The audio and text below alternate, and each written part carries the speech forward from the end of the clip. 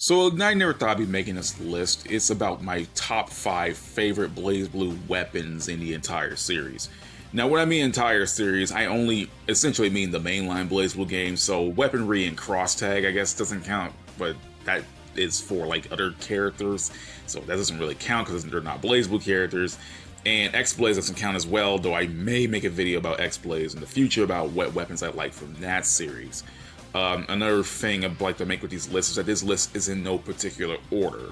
I never like making my videos in order unless it has a specific purpose, and this video will not be in order, just to keep things simple. So, without further ado, let's move on to my top 5 favorite BlazBlue weapons in the mainline BlazBlue games.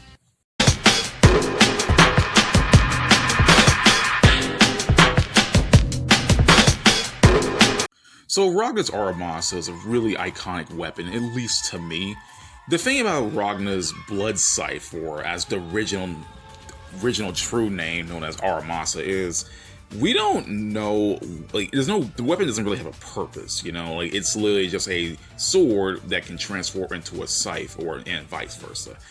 But honestly, it doesn't need to be special. It looks cool at least. And the funny thing about it is that we don't see Ragna ever get to use the scythe form, so when we do, it's a really magical moment, because Ragna rarely, if ever, uses the scythe part of his Auromas, so you only see it in the astral, and that's pretty much it, honestly. So when you want to see, you can really hear that, oh, what if it's called the Blood Scythe, and then you look at it and you're like, well, that's not a scythe, that's a regular sword. But then we got the actual name Auromas, which comes from the Japanese mythological sword, the Rorochi no Auromas. I'm not going to go into a big detail about what that is because I already did it in plenty of videos before, but the point is, it's a normal weapon. It's honestly normal. It's literally just a sword that can transform into a scythe with an energy blade being essentially one half of the scythe's blade. And I don't know, I just think I kind of like it. I don't know. It's a cool looking weapon. It fits Ragna to a T, so I could say that, you're wondering, it's like, man, when is he ever going to use that scythe? But when he busts out that astral, then shit gets serious, and that's what's great. You can also use it, you can also see when he uses it during his Blood Scythe move, which, it ain't as special as him using it, busting out for his astral. Now that's when shit gets real, but at least the Blood Scythe move exists, so, Ragna can actually use the scythe part of his actual shit, so, good for you, Auromas, you made the list, but you only made the list at number 5, which is depressing, but again, these lists are in no order anyway, so, whatever.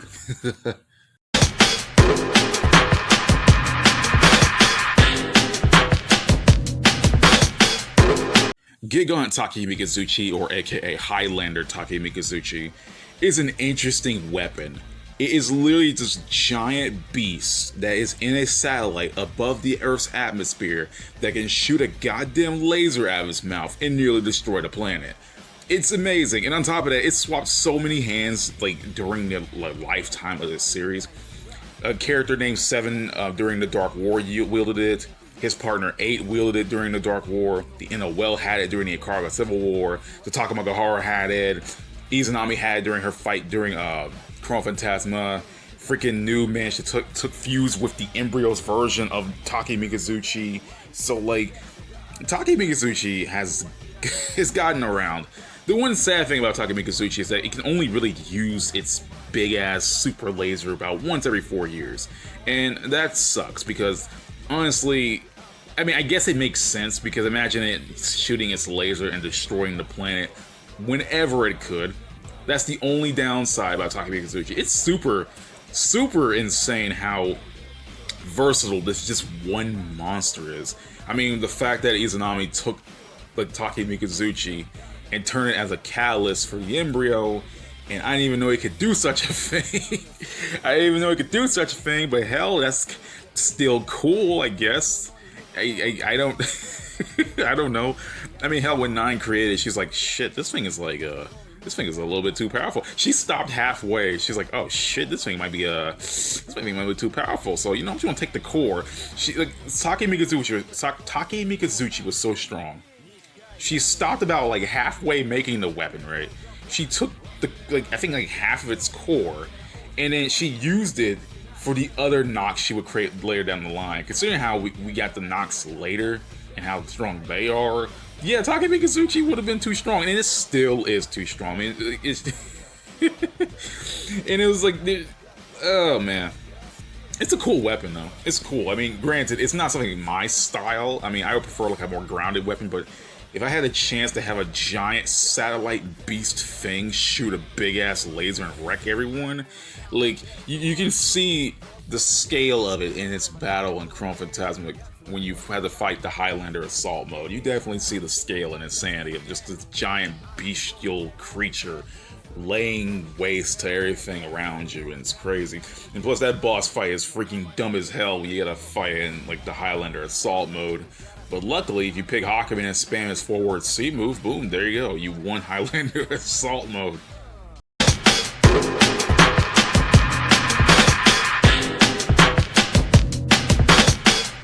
So the Muchorin, or aka the Armor Weapon RA Muchorin, it has my least favorite design out of all the weapons in the BlazBlue series, but I think I like it just for the sheer fact of what it can do. The Muchorin's whole idea is that it's able to materialize objects, give form to matter, stuff like that. You know, you see an object, you can essentially create it or create some bullshit if you want to, like Platinum does constantly with the missiles and the giant cat hammers and etc, etc. Hell, with the Sekigon able to be used, is able to freaking create objects like the Hihiro Kane, for Christ's sakes. And I'll get to the Hihiro Kane eventually, but the point is, yeah, like, Muchorin is one of the sickest weapons I think I've ever seen. It's able to just create shit, and I kind of like that. You know, it's incredibly versatile, and it's fun seeing a character like Platinum use it, because first of all, she uses it in very interesting ways by creating, you know, various objects and whatnot, creating various objects, transforming the weapon into various things. It's fun, you know? And I think I like Platinum's gameplay because of that, you know? And I feel like without the Muchorin, and if she just pulled out some wacky anime bullshit out of nowhere, she wouldn't feel the same. I think it's because of the function of the weapon and what it's supposed to do that fits with the character. That's what works so well about Platinum, and that's what works so well about the Muchorin. Again, it has my least favorite design out of all the knocks. I mean, hell, freaking Hazama has the goddamn Ouroboros, which is literally a chain, and I feel like that has, you know, a way better design, which it does, than the Muchorin, but, you know, I mean, yeah, I've never found a magical girl staff weapon that has ever looked cool to me, but I think it's the strip abilities of the Muchorin that actually looks cool. It's simple, and it can be busted, but on the downside is that, like, Platinum will lose some memories every time she uses the knocks. So I feel like that's a good offset, you know? Like, hey, man, what if we create this giant burger or some shit like that? I won't remember eating it, but I create a giant burger. Someone take a picture of all the shit I create so I won't forget, and then I'll look back on it. It's like, I made that? See, Platinum needs to take pictures of what she creates, and then boom. or have someone do it, because she can't do it because she'll forget. But yeah, I'm going off on a tangent here. The point is, Muchorin is pretty cool. It's pretty simple, you know? It's pretty simple, but you can use it in so many cool ways, and I think I like it because of that.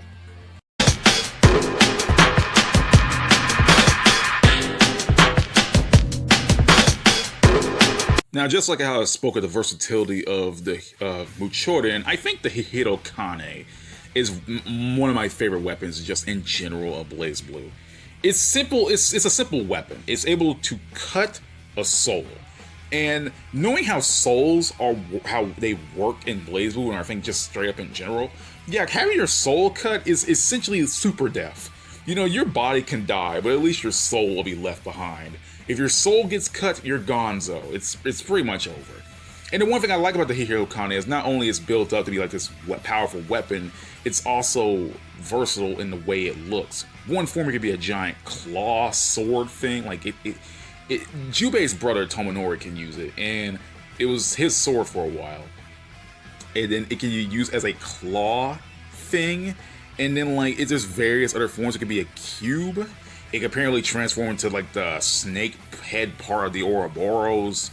There's no reason the Hihiro Kane should transform this many times, but I think I like it because of that. Like, it's the Hirokane will never look the same between wielders. And I like the idea of it being different depending on the person who uses it. That's not really a, I don't think that's really a ability of the weapon to do that if it just transforms to fit the user. But I like the idea of whoever uses it has it transformed into something else.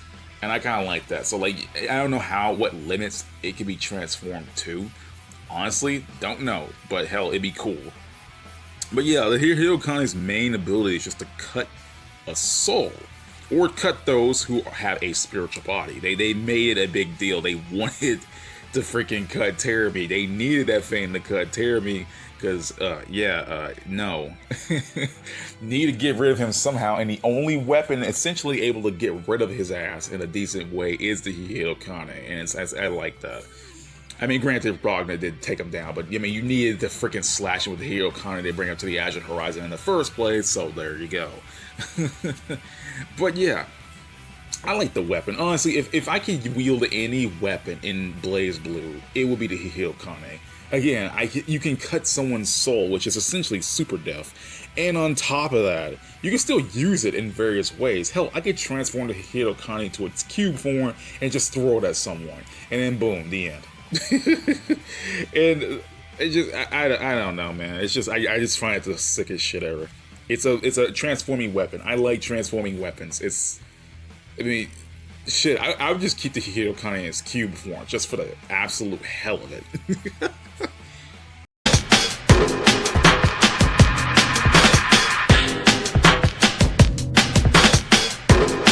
Okay, this is a little bit cheating, but considering the Master Unit Amaterasu is a weapon, it is a weapon, I can count it, it's a weapon. The fact that this is literally a god weapon, okay, a god machine weapon that can grant anyone the ability to observe anything and has the ability to use phenomenon intervention to essentially manipulate anything. Yeah, I think this is the best weapon you can ever freaking use ever.